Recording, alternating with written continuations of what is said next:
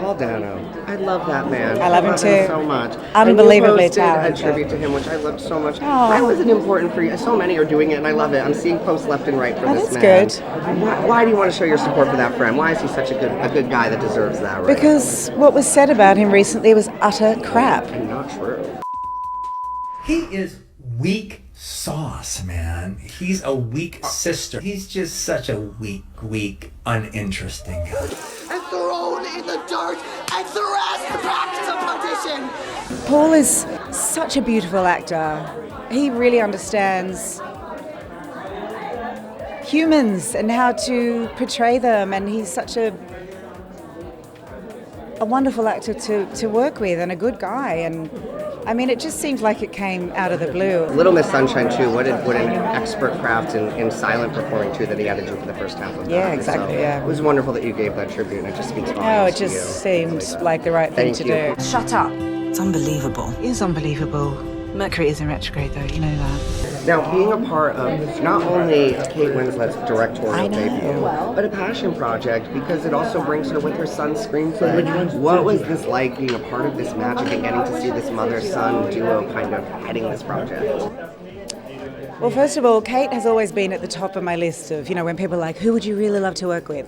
It's always her, because she has such incredible taste. She's obviously talented, but has such integrity and just, chooses to work with incredible people on really mind-blowing projects. And she keeps it real.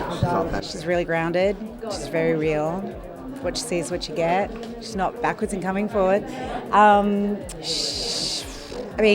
Having said that, just hearing that she wanted to work with me as an actor, I cried when I heard that she wanted to talk to me.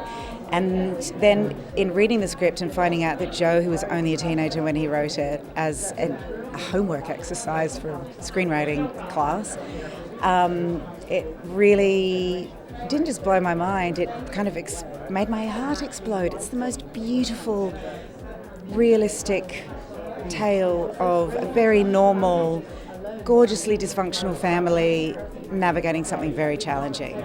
And so much of it is relatable and identifiable. Actually, that's a lot of where the humour comes through.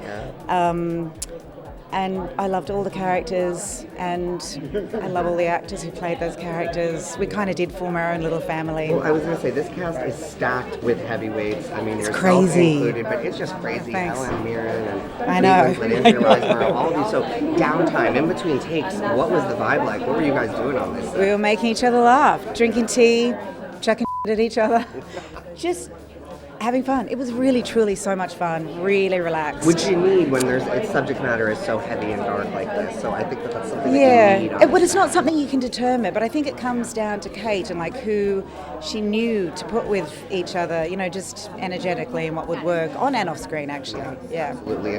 They set the tone for sure. Yeah. Now, I have to say, working with Helen Mirren, obviously a legend, but she posted herself in a bathing suit from 1975. You reposted it and said she is still fire. Yeah, because it's true. What an inspiration is she to you and just to everybody? Why is she just the greatest on the planet? I mean, she's incredible. Because she is timeless. I think there are weird misconceptions about aging.